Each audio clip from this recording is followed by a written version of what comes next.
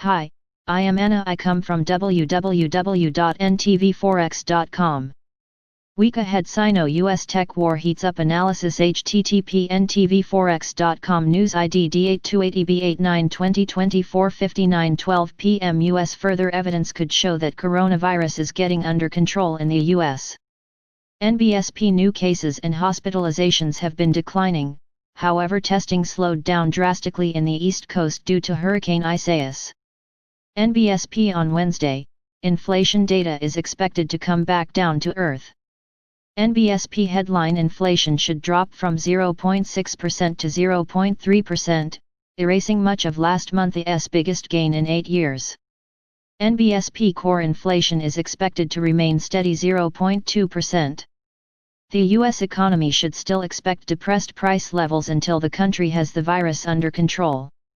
NBSP The main event of the week is U.S. retail sales, which could show the American shopper remains strong despite so many issues in the economy. NBSP retail sales has steadily increased over the past 2 months and that should continue albeit at a slower pace. NBSP The July advance retail sales monthly reading is expected to increase 1.7%, which would be down from the 7.5% seen in June and the 18.2% rise in May. NBSP U.S. politics lawmakers have botched the latest COVID-19 relief bill and it seems President Trump might need to use his executive powers to provide some immediate aid. Former VP Biden will make his decision on his running mate. NBSP Biden has signaled 4 African American women and Senator Elizabeth Warren are under consideration as his running mate. NBSP Biden will turn 78 a few weeks after the election, so his VP selection will be critical for many voters. NBSP Mexico's central bank should deliver a rate cut despite a temporary pickup with inflation. NBSP The Banxico still has room for a few more rate cuts before the year is over and right now the economy needs it. NBSP Mexico is still battling the coronavirus and fears are high. The number of cases and the death toll are undercounted. Mexico's economy is slowing, recovering and easing lockdown measures is nowhere near being justified. NBSP EU Much like everywhere else, the EU is seeing some surges in COVID cases but broadly speaking the second waves have been fairly limited. Not enough to stop the UK adding Belgium, among others, to their quarantine list which also includes Spain, much to Madrid's annoyance. The PMIs this week were encouraging, particularly on the manufacturing side. Next week is looking a little light on the data side. The UK will see next week just how hard a hit the economy took in the second quarter, with the average forecast coming in around a 20% contraction, much more severe than many of its peers. On a more positive note, the Bank of England sees the UK bouncing back faster than it previously anticipated, with the economy shrinking only 9.5% this year compared with 14% previously. Unemployment is also expected to stabilize around 7.5%, which is far below what was previously the consensus forecast. The downside here is that the rebound after this year is expected to be weaker, so a mixed news week for the UK.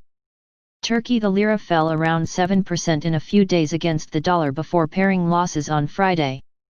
Turkey has long had a variety of problems that make investors nervous and they have very much come to the fore, culminating in soaring borrowing costs earlier this week.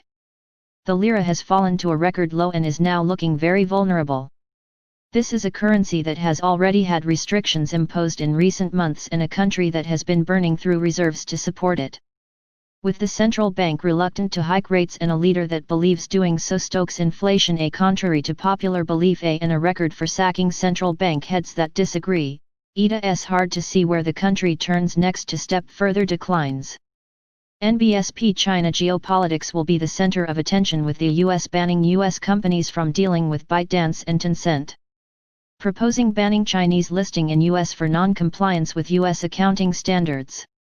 The extent of China retaliation could adversely impact equity markets internationally and the CNY/CNH. Industrial production next Friday. Week's data highlight. Hong Kong COVID-19 spread increases restrictions in Hong Kong. Hong Kong CEO postpones election 1 year due to COVID-19. Hong Kong equities lower, especially Tencent, after US bans today. Weekend retaliation from China could see Asian stocks sold heavily on Monday. India COVID-19 cases continue skyrocketing. India is now in top 4 for infections. INR remains under pressure as stress on the government budget and banking sector continue. A weaker US dollar appears merely a stay of execution. NBSP very real possibility that India will repeat Indonesia's recent playbook, and get the central bank to directly purchase new government bond issues. Negative for currency and stocks.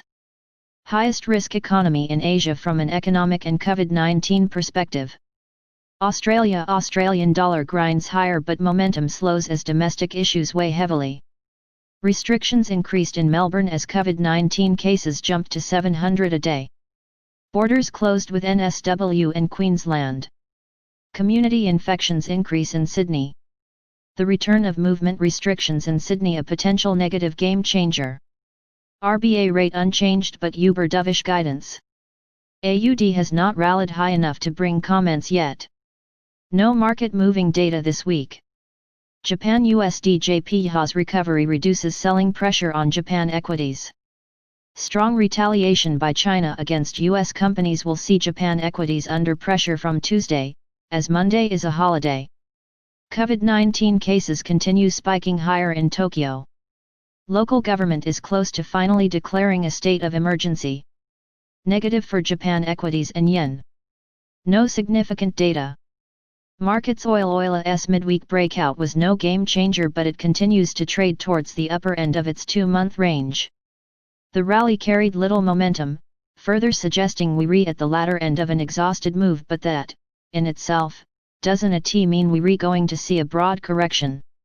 It may just mean traders aren't ready to jump fully back on the crude train yet. With COVID setbacks happening every week around the globe, the outlook remains uncertain. There's a long and bumpy road ahead for the global recovery. We'll have to learn to be extremely patient. Gold could be the one to watch today as efforts to determine its risk role continue. Today we're seeing some risk aversion ahead of the jobs report and the dollar is once again being favored, seeing gold pulling off its highs. As it stands, ETA's still looking pretty healthy though and it may take a pretty horrible report to test $2,000 again. ETA's come a long way. NBSP there are a growing list of risk factors in these markets which should keep things interesting for weeks to come.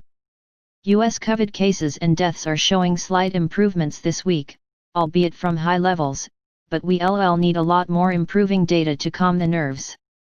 Geopolitics isn't improving anytime soon so gold will remain volatile. Subscribe our channel to receive the news as soon as possible.